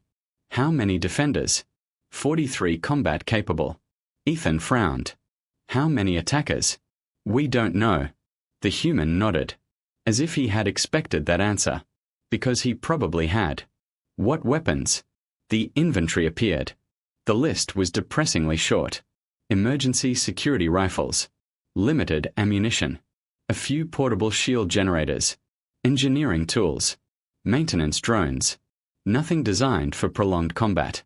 Nothing designed to stop a coordinated assault. Several officers exchanged grim looks. The situation seemed hopeless. Ethan simply studied the information. Thinking. Calculating. Adapting. Then he pointed toward the chamber schematic. And everything changed. No. The engineer stared at him. That won't work. Ethan pointed again. It will. The chamber wasn't designed that way. I know. The engineer looked confused. So why would we? Because neither was the attack. The room fell silent. Several people exchanged glances. Then Ethan began issuing instructions. Not orders. Instructions. Clear. Precise. Logical. And somehow everyone started listening. Engineers repositioned power systems. Security teams relocated defensive barriers. Maintenance drones were repurposed into reconnaissance units. Furniture became cover. Emergency bulkheads became choke points. The chamber slowly transformed into a fortress. Not because it had been designed as one. Because Ethan saw possibilities others overlooked. Human adaptability. Again. Again and again. Finding solutions where none appeared to exist. Lyra found herself helping move equipment. Helping organise personnel. Helping prepare. Something she never imagined doing. And she wasn't alone. Representatives from species that barely tolerated one another suddenly worked side by side. Old rivals shared tools. Former enemies exchanged tactical information. Fear had united them. But Ethan gave that unity direction. An hour later the first attack arrived. Not through the main doors. Through the ventilation network. One of Ethan's repurposed drones detected movement. Dozens of heat signatures. Approaching rapidly. The alert barely sounded before ceiling panels exploded inward. The attackers dropped into the corridor beyond the chamber. Weapons blazing. The first exchange of fire illuminated the hallway with violent flashes. Security officers returned fire immediately. The battle began. The sound was deafening. Energy weapons cracked through the corridors. Explosions rattled reinforced walls. Warning lights flashed crimson through drifting smoke. Lyra flinched as a blast struck a barrier only meters away. Fear surged through her. Raw. Primal. Yet somehow Ethan remained composed. Section 3. Fall back. His voice cut through the chaos. A security squad immediately repositioned. Seconds later enemy fire slammed into their former location. If they had remained there, they would have died. The realization spread quickly. People started listening even more carefully. Because Ethan wasn't guessing. He was reading the battle. Predicting it. The attackers quickly discovered something unexpected. The defenders weren't behaving normally. Every time they pushed one position, another obstacle appeared. Every advance led into crossfire. Every breach encountered resistance. Every apparent weakness became a trap. Not elaborate traps. Not impossible traps. Simple. Efficient. Effective. The kind created by someone who understood conflict. The kind created by experience. One enemy squad attempted to force an eastern access corridor. Ethan rerouted power. The lights failed. Emergency shutters activated. The attackers lost visibility. Defenders counterattacked. The assault collapsed. Another group breached through maintenance tunnels. Ethan redirected environmental systems. Steam flooded the passageways. Visibility vanished. The attackers became disoriented. The defenders survived. Again. And again. And again. Every minute gained felt impossible. Every minute mattered. Hours seemed to pass. Though in reality it was less than one. Casualties mounted. Ammunition dwindled. Exhaustion spread. Yet the chamber still held. The attackers should have overwhelmed them already. The numbers alone demanded it. Yet somehow the defenders remained alive. Commander Threx eventually reached Ethan's position. The massive commander carried burn marks across his armor. One arm bled from a deep wound. Yet his eyes shone with renewed determination. They keep changing tactics. Ethan nodded. Good. Threx blinked. Good. They are adapting. The commander looked confused. The human checked a tactical display. They expected easy targets. Realization spread across several nearby offices. The attackers had planned for diplomats, administrators, civilians, not organized resistance. Certainly not resistance guided by someone with Ethan's background. For the first time, the invaders were being forced to improvise. And improvisation created mistakes. Humanity's favorite battlefield. The next assault came harder, faster, smarter. Enemy forces breached 3 corridors simultaneously. Defensive lines bent dangerously. Several positions collapsed. For one terrifying moment, it seemed the chamber might finally fall. Lyra found herself helping evacuate wounded personnel. Around her, diplomats carried ammunition. Engineers treated casualties. Scientists operated security systems. Everyone fought. Not because they were soldiers. Because there was no alternative. The sight struck her deeply. This wasn't merely survival. It was cooperation. Species from across the galaxy standing together. Defending one another. Protecting hope itself. And at the center of it stood a quiet human from a Deathworld. Holding everything together. Then something changed. Ethan noticed it immediately. Of course he did. His expression hardened. The same expression Lyra had seen before every major revelation. Every major danger. Every turning point. The human stared toward the tactical display. Watching enemy movements. Studying attack patterns. A new pattern emerged. A disturbing one. The assaults were slowing. Not weakening. Refocusing. The realization hit him instantly. And judging by his expression, he didn't like it. Commander Threx saw the change. What is it? Ethan didn't answer immediately. His eyes remained fixed on the display. The attackers were pulling back. Repositioning. Creating space. As though making way for something. Or someone. A cold feeling settled over the room. The battle noise outside changed. The rhythm shifted. Even the attackers seemed different. More disciplined. More coordinated. More confident. As if they had been waiting for a particular moment. Then one of the surveillance drones transmitted a new image. The feed appeared on multiple screens simultaneously. A massive armored figure emerged from the smoke-filled corridor. Not rushing. Not hiding. Walking. Deliberately. Calmly. The surrounding attackers moved aside. Making room. Showing respect. Or fear. Perhaps both. The figure stopped. Lifted its head. And looked directly toward the council chamber. Toward Ethan. Toward the defenders. The room grew silent. Because everyone understood exactly what they were seeing. This wasn't another soldier. This wasn't another operative. This was the one giving orders. The one who had planned the invasion. The one who had nearly shattered the peace summit. The enemy commander had personally entered the battle. The image of the enemy commander remained frozen on the tactical display. Smoke drifted around the towering figure. Emergency lights flashed crimson through the corridor. Behind him stood dozens of heavily armed operatives. Disciplined. Organized. Confident. They looked like victors already. As though the battle had been decided. As though the defenders were merely delaying the inevitable. Inside the council chamber, silence settled over the exhausted defenders. Many had been fighting for hours. Some were wounded. Some could barely stand. Most were running low on ammunition. The situation appeared hopeless. Yet Ethan Ward wasn't looking at the enemy commander. He was looking at the station map. Again. Always the map. Always the battlefield. Always searching for something others overlooked. Lyra noticed it immediately. The human wasn't worried. Not the way everyone else was. He looked focused. Dangerously focused. Like a puzzle had finally revealed its missing piece. Commander Threx stepped beside him. "What are you thinking?" The human zoomed the tactical display outward. The entire station appeared. Thousands of corridors. Power systems. Transit routes. Maintenance networks. Environmental controls. Industrial sectors. The enormous structure spread across the display like a living organism. Then Ethan smiled. For the first time in hours. And somehow that frightened Lyra more than the alarms. Because she was beginning to understand something important about humans. A calm human was reassuring. A focused human was useful.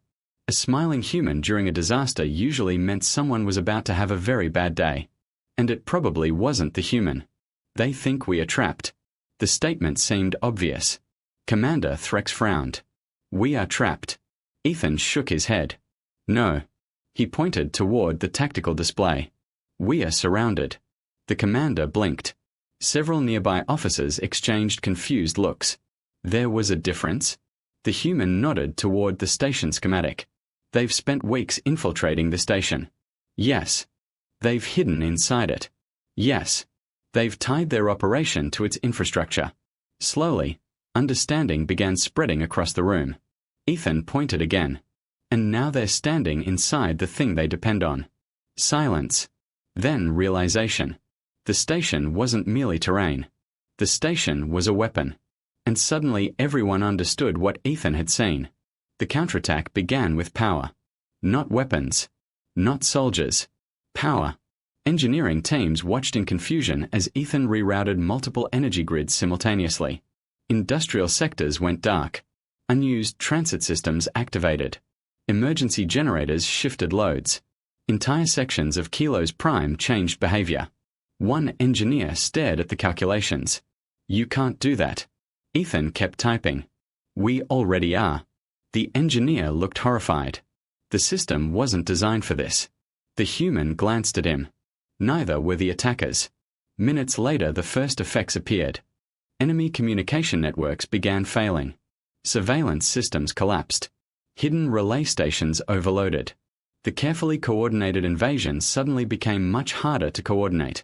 For the first time since the attack began, confusion appeared among the invaders. And confusion was dangerous. Then Ethan targeted movement. Transit systems activated unexpectedly.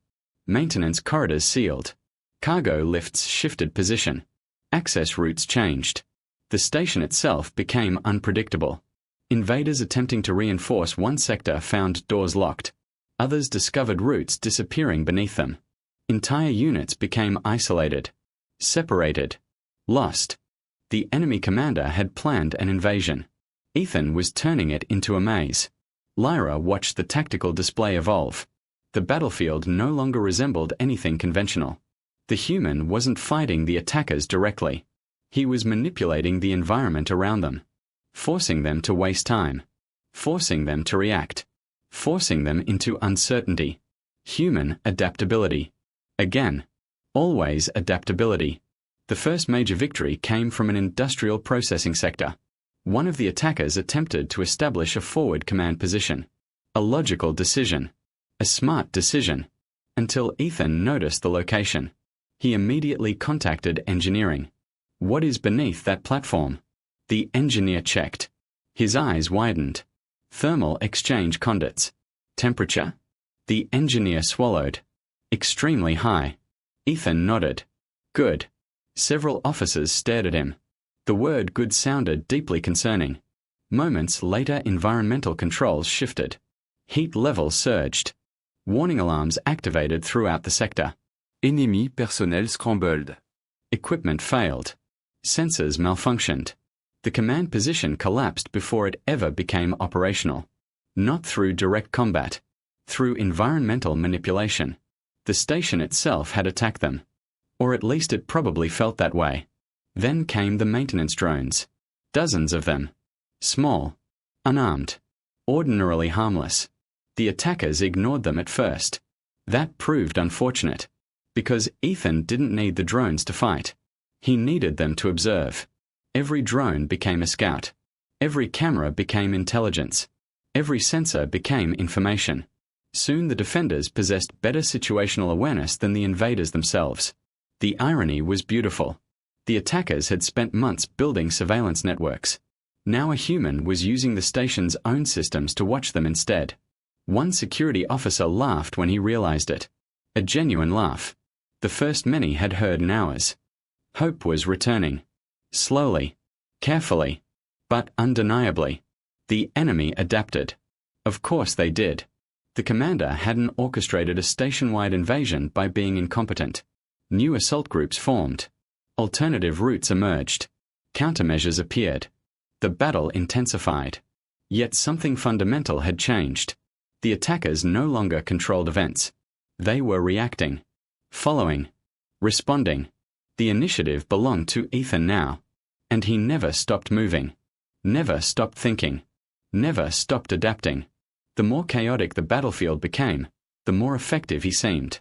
Lyra finally understood why humanity fascinated and frightened the galaxy simultaneously. Most species sought stability. Humans thrived in uncertainty. Most species survived chaos. Humans learned from it. Weaponized it. Mastered it. Hours into the counteroffensive, the attackers made a critical mistake. A desperate one. One of their hidden communication hubs transmitted a priority signal. Only for a few seconds. Barely enough to notice. Barely enough to track. Barely enough. Except Ethan noticed. Of course he did. His eyes narrowed. His fingers moved across the tactical display. Signal routes appeared. Relay paths illuminated. Encrypted connections unfolded. A trail emerged. A direct trail. Leading somewhere important. The room grew quiet.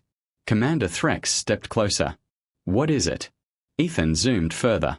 The signal terminated deep within the station. Far from the battle.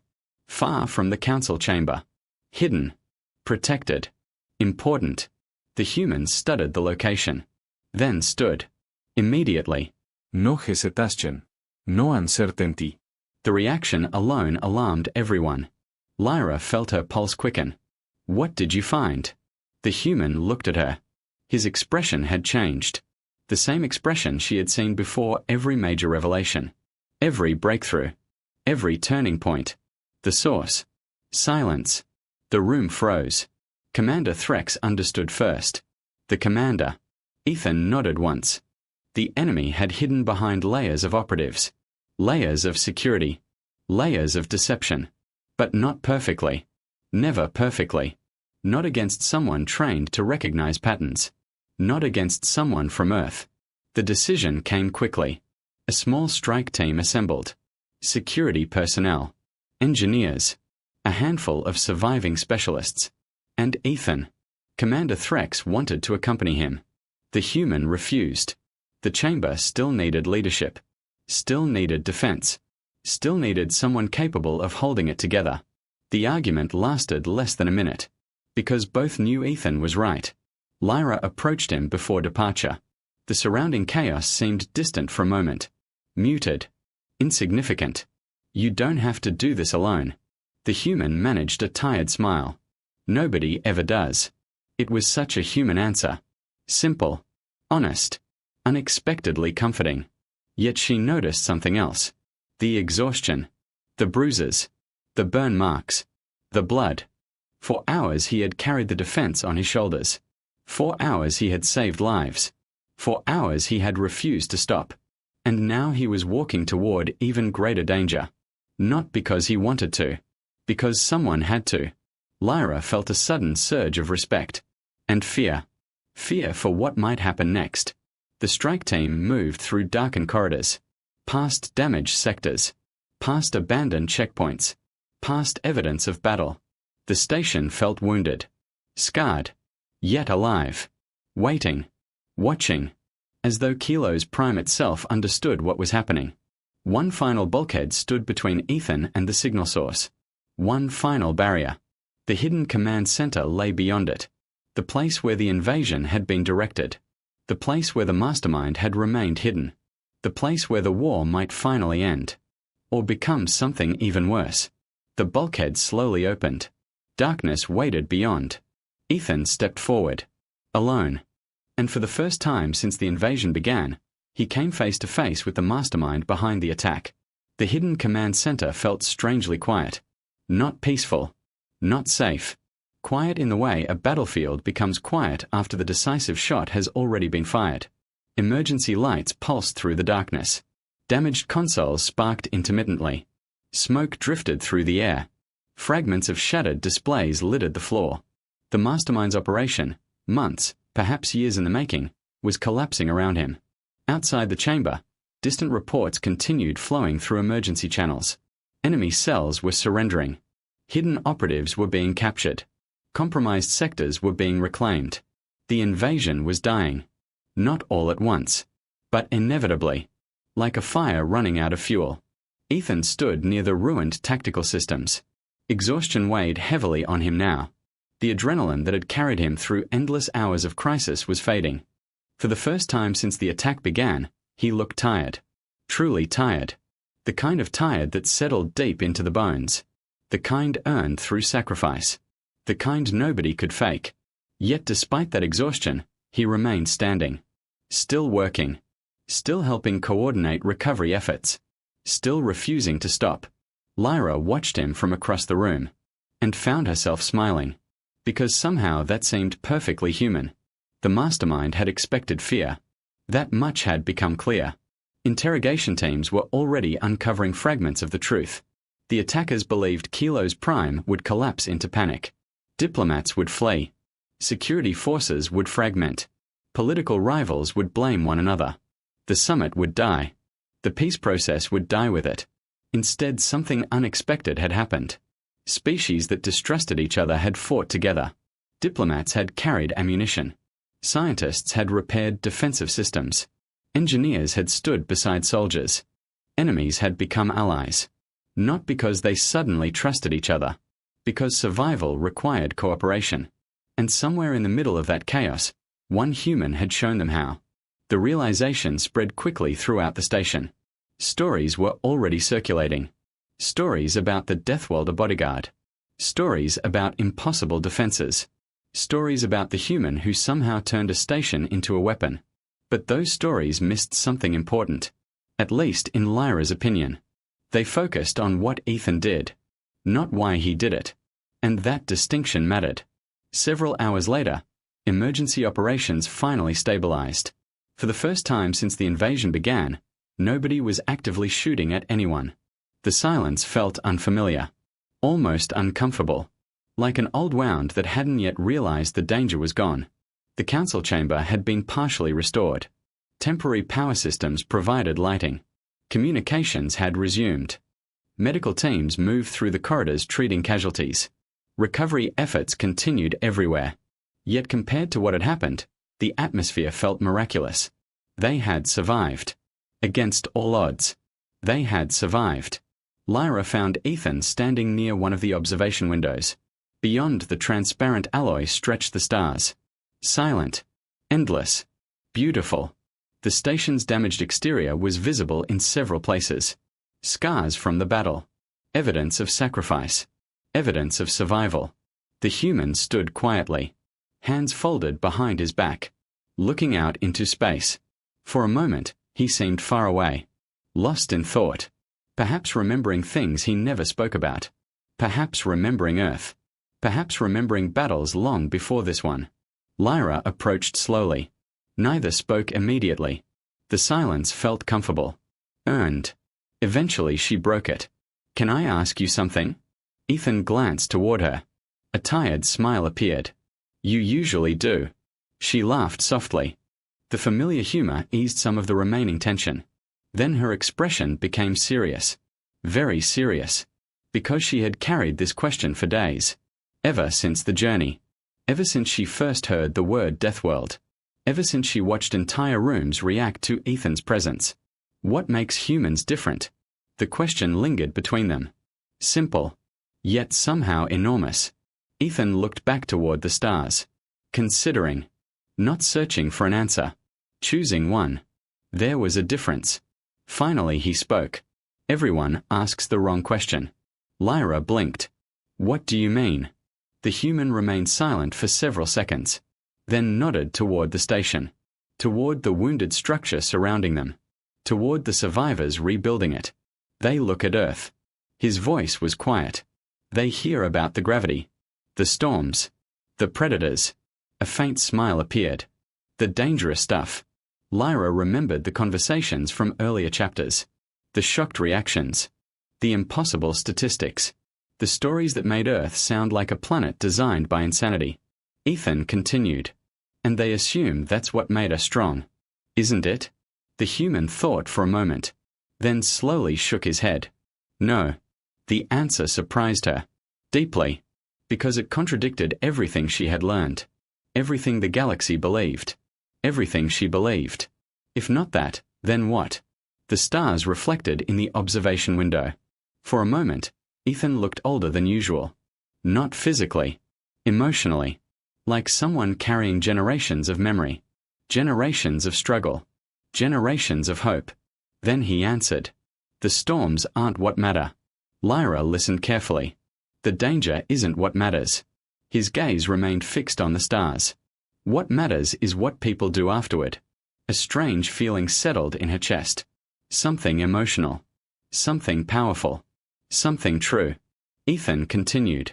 When things go wrong, most species focus on surviving. The human smiled gently. Humans do too. His expression softened. But we also look around.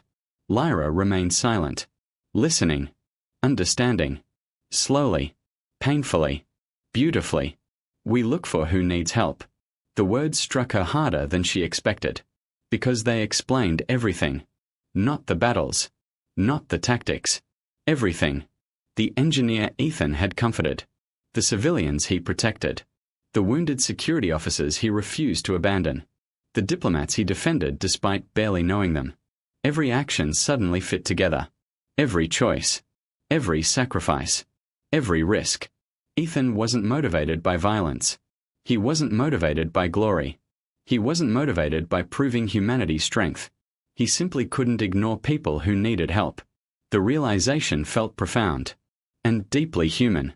The silence returned. Warm this time. Reflective. Then Ethan spoke again.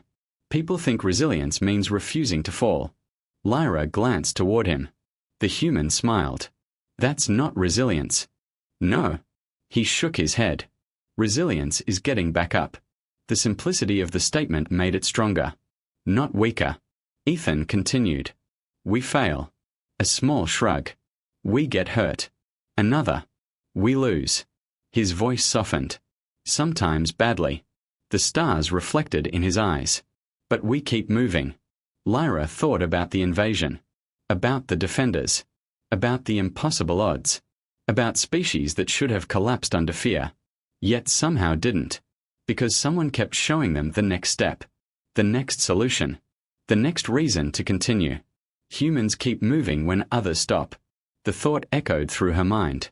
And suddenly she understood. Not completely. Perhaps nobody ever could. But enough. Enough to finally understand why the galaxy reacted the way it did. Enough to understand why experienced officers respected Ethan. Enough to understand why Earth fascinated everyone. Humanity wasn't dangerous because it survived impossible worlds. Humanity was dangerous because it refused to surrender to impossible situations. And somehow, it kept finding reasons to care about others along the way. A communication alert sounded behind them. The moment broke gently. Not harshly. Not urgently. Just enough to remind them that the galaxy still existed. A council aide hurried across the chamber. Excitement filled her expression. A rare sight after everything that had happened. She stopped near Ambassador Lyra. Breathing quickly. Ambassador. Lyra turned. What is it? The aide looked from her to Ethan. Then back again. Clearly trying, and failing, to hide her excitement. The Galactic Council has concluded its emergency session. Lyra frowned slightly. Already. The aide nodded. Unanimously. That word immediately attracted attention. Unanimous decisions inside the Galactic Council were almost mythical. They rarely happened, especially after a crisis, especially involving this many governments. Something significant was occurring. Something unprecedented. The aide swallowed, then smiled. The Council is preparing an official announcement. Lyra felt curiosity rise immediately. Around them, nearby officials paused their work. Listening, waiting, wondering. The aide lowered her voice, almost reverently. They say the announcement will change humanity's place in the galaxy forever. And across Kilos Prime, anticipation began to spread. Kilos Prime survived. The fact still felt miraculous. Weeks earlier, the station had stood on the edge of catastrophe. Entire sectors had burned. Critical systems had failed. Diplomats had nearly been massacred. A carefully planned invasion had threatened to unravel decades of political progress. Now reconstruction crews moved through restored corridors. Engineers repaired damaged infrastructure. Security teams resumed normal operations. The station lived. Scarred. Changed. But alive. In many ways, it resembled the people who had defended it. The galaxy watched. News of the invasion spread faster than anyone expected. Every major government requested reports. Every military command analyzed the battle. Every diplomatic organization studied the events on Kilos Prime. At first, many focused on the attack itself. The infiltrators. The sabotage. The attempted coup. But as more information emerged, attention shifted elsewhere. Toward the defense. Toward the survivors. Toward the impossible resistance that had prevented disaster. Again and again, one name appeared in official reports. Ethan Ward. Human. Earth. Former Special Operations. Bodyguard. Defender. Survivor. Yet the reports never captured the whole truth. Because Ethan had not saved the station alone. He had done something far more difficult. He had convinced others to save it with him. That detail fascinated military analysts, diplomatic scholars, strategic planners. The more they studied the battle, the stranger the conclusions became. The defenders should have collapsed. The mathematics supported it. The attackers possessed superior preparation, superior numbers, Superior positioning. Everything favored them. Yet they lost. Not because they lacked strength, because the defenders adapted faster. And at the center of that adaptation stood a human. A species many had previously dismissed as newcomers. A species many had underestimated. A mistake the galaxy would never make again. The peace summit resumed 32 days later. The decision itself shocked many observers. Some believed the negotiations should be cancelled. Others argued the risks remained too great. Yet the delegates returned. Every single one. Perhaps because the attack had revealed something unexpected. The extremists had feared peace enough to kill for it. That realization strengthened the resolve of everyone involved. If peace frightened their enemies, then peace was worth pursuing. The negotiations continued. Long, difficult, complicated. But this time something had changed. Trust. Not complete trust. Not perfect trust. But enough. Enough to keep talking. Enough to keep listening. Enough to keep moving forward. Eventually, after months of effort, the agreement was signed. A conflict that had consumed generations finally ended.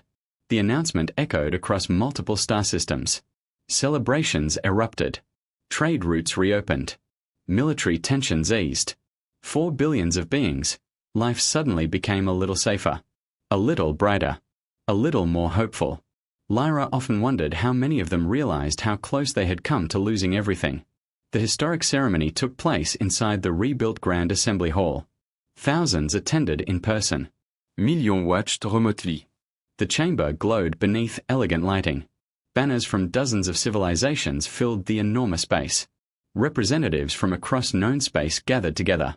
Not as rivals. Not as enemies. As partners.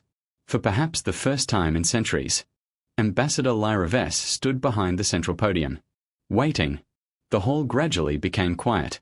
Expectant. Respectful. She looked across the audience. Military commanders. Political leaders. Scientists. Diplomats. Citizens. And near the rear of the chamber, Standing where he clearly wished to remain unnoticed, stood Ethan Ward. The sight almost made her smile. Some things never changed. The galaxy wanted a hero. Ethan wanted anonymity. Unfortunately for him, history rarely asked permission. Lyra activated the podium. The hall fell completely silent. She began. When I first met humanity, I misunderstood them.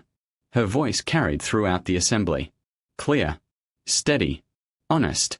Several human representatives exchanged amused looks. Lyra noticed. And continued. I believed strength was obvious.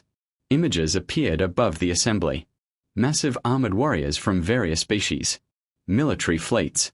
Heavy weapons. Traditional symbols of power. I believed dangerous species looked dangerous. The audience listened carefully. No interruptions. No distractions. Only attention. Then a new image appeared. A simple photograph. One human standing beside a diplomatic shuttle. Nothing dramatic. Nothing intimidating. Just Ethan. Exactly as she had first seen him. I looked at a human bodyguard and saw someone ordinary. The chamber remained silent. I was wrong. The image changed. Emergency footage from the invasion. Defensive positions. Rescue operations. Engineers. Security officers. Diplomats helping one another. The moments that had defined the crisis. I witnessed courage. Another image. I witnessed sacrifice. Another. I witnessed compassion under pressure. The audience watched quietly. Some visibly emotional. Others thoughtful. All attentive. Then Lyra spoke the words she had carried for months. The galaxy spent years studying Earth's dangers. The hall became still. Every eye fixed upon her. We studied its storms.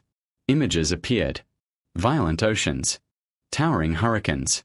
Lightning splitting dark skies. We studied its predators. Massive creatures filled the displays. We studied its gravity. More images. Harsh environments. Demanding landscapes. Relentless conditions. Then Lyra slowly looked across the assembly. And smiled. We asked the wrong question. Curiosity spread throughout the hall. The pause stretched. Building anticipation. Building understanding. Building truth. Finally she continued. We should have asked what kind of people those conditions create. Silence. Powerful silence. The kind created when thousands realize they are hearing something important. Something lasting. Something true. The applause began slowly. Then grew. Then expanded throughout the chamber.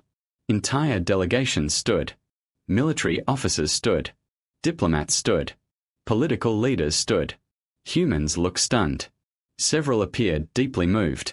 The standing ovation continued. Longer than anyone expected. Because the applause wasn't merely for one individual. Or one battle. Or one victory. It was for an idea. A realization. A correction. Humanity had arrived in the Galactic Union as newcomers. Curiosities. Deathworlders. Unpredictable outsiders. Now they occupied something different. Something earned. Respect. The official announcement followed shortly afterward. The Galactic Council unanimously approved new security standards for diplomatic operations. The decision made history. Human security doctrines would become the foundation for future diplomatic protection programs. Human advisors would help train multinational security teams. Human threat assessment methodologies would be adopted across multiple member governments. The reasoning appeared simple. The evidence was impossible to ignore. When chaos arrived, humans excelled. Not because they welcomed chaos, because they understood it, and because they refused to abandon others inside it. The vote passed unanimously. A rarity so extraordinary that historians immediately began documenting it. Humanity's status changed overnight. Not through conquest. Not through fear. Through service. Through sacrifice. Through example. Several days later, Ethan stood inside a shuttle bay. Another assignment awaited. Another mission. Another diplomat somewhere in the galaxy who needed protection.